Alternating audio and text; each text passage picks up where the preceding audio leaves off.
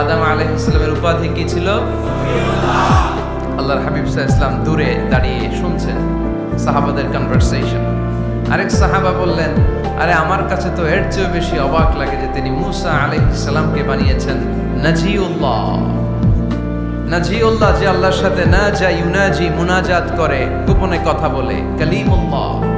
এটা অবাক লাগে যে আল্লাহ তাআলা কোনো মিডিয়া ছাড়া, বায়া ছাড়া, মাধ্যম ছাড়া পৃথিবীর একটা মানুষের সাথে সরাসরি কথা বলবেন। আমার কাছে তো ওনার মর্যাদার সবচেয়ে বড় মর্যাদা মনে হয়, উনি নাজিউল্লাহ।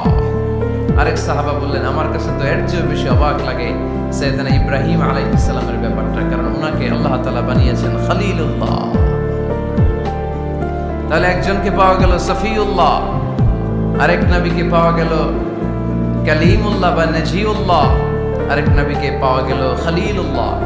এই কনভারসেশন যখন আল্লাহর হাবিব সাল্লাল্লাহু আলাইহি ওয়াসাল্লাম শুনলেন, আল্লাহর হাবিব সাল্লাল্লাহু আলাইহি ওয়াসাল্লাম মসজিদে নববীতে প্রবেশ করে সাহাবাদেরকে বললেন, তোমরা যা বলেছো আমি সব শুনেছি, তোমরা যা বলেছো সব সত্যই বলেছো, ঠিকই বলেছো। আল্লাহ তাআলা একজনকে বানিয়েছেন সফিউল্লাহ, একজনকে বানিয়েছেন খলিলুল্লাহ, একজনকে বানিয়েছেন কালিমুল্লাহ। তবে জেনে রেখো, আমি হচ্ছি হাবিবুল্লাহ, আমি Habibullah. The higher status, the highest peak of the status, সবচেয়ে উঁচু স্ট্যাটাস হচ্ছে আমার। খলিলুল্লাহ মানে আল্লাহর বন্ধু, হাবিবুল্লাহ মানে হচ্ছে আল্লাহর বন্ধু।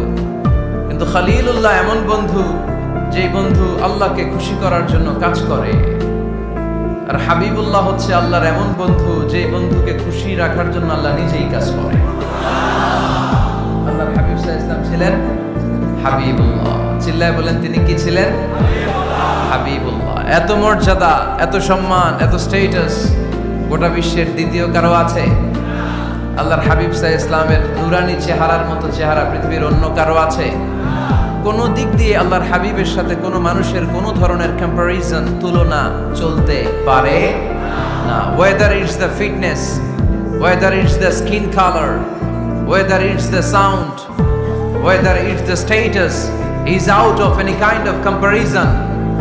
তিনি সব ধরনের তুলনার ঊর্ধ্বে। As a father, as a teacher, as a commander, as a lawgiver, as a lawmaker, as a reformer of the society, Muhammad is the superman of the world. সুবহানাল্লাহ পড়তে পারলেন না? স্বামী হিসেবে, বাবা হিসেবে, নেতা হিসেবে, সমাজ সংস্কারক হিসেবে, নবী হিসেবে আল্লাহ রাসূল সাল্লাল্লাহু আলাইহি ওয়াসাল্লাম হচ্ছেন এই পৃথিবীর একজন সুপারম্যান। আল্লাহু আকবার। যার উপর একবার দুরূদ পড়লে 10টি রহমত নাজিল করে কে? 10টি গুনাহ মাফ করে কে? যিনি দুরূদ পড়লো তার স্ট্যাটাসকে 10 গুণ বাড়িয়ে দেয় কে? ওই হাবিব সাল্লাল্লাহু আলাইহি ওয়াসাল্লামের উম্মত হতে পেরে আমরা খুশি না বেজা? আমরা আল্লাহর রাসূল সাল্লাল্লাহু আলাইহি ওয়াসাল্লামকে আজকে জানার চেষ্টা করব কোরআনের আলোকে, ইনশাআল্লাহ। পড়েন। আল্লাহর হাবিব সাল্লাল্লাহু আলাইহি ওয়াসাল্লাম এতটাই মর্যাদার অধিকারী, ওনার স্ট্যাটাস এত হাই, উনি যদি ওনার মুখ দিয়ে কখনো বলেছেন ইয়েস, ওটা শরীয়তেও ইয়েস। উনি যদি মুখ ফসকে কখনো বলেছেন নো, মানে না, এটা শরীয়তেও না। তার মানে উনি হ্যাঁ বললে এটা হালাল হয়ে যায়, উনি না বললে এটা হারাম হয়ে যায়। উনি আঙ্গুল তুললে 4 ভেঙে 2 ভাগ হয়ে যায়। উনি জমিন থেকে পা উপরে উঠালে আল্লাহর আরশের দিকে মেরাজে চলে যায়। উনি এমন নবী, উনারে বাদ দিলে ইসলাম থাকে না, থাকে? উনি এমন রাসূল, উনারে বাদ দিলে কোরআন বোঝা যায় না, কারণ কোরআন ওনার উপর নাজিল করেছে কে? উনি এমন হাবিব যাকে বাদ দিলে হাদিস বোঝা যায় না, কারণ এই হাদিস হচ্ছে এই প্রিয় নবীর মুখনিসৃত বাণী, ঠিক কি না? উনি এমন রাসূল যাকে বাদ দিলে সালাত বোঝা যায় না, কারণ সালাত কেমন করে পড়তে হয়, আদায় করতে হয় বিশ্বনবী হাতে কলমে শিক্ষা দিয়েছেন, ঠিক কি না? এক সাহাবী সালাত পড়ছিলেন, সালাত পড়ে আল্লাহর হাবিব সাল্লাল্লাহু আলাইহি ওয়াসাল্লামের কাছে আসলেন। আল্লাহ রাসূল বললেন, সাল্লি ফা ইন্নাকা লাম তুসাল্লি, রিপিট ইউর সালাহ because you didn't offer your সালাহ ইন এ কারেক্ট ওয়ে। আবার নামাজ পড়া হয় নাই। সাহাবী যে আবার বললেন, আবার আসলেন, আল্লাহর হাবিব বললেন আবার পড়ো, হয় নাই।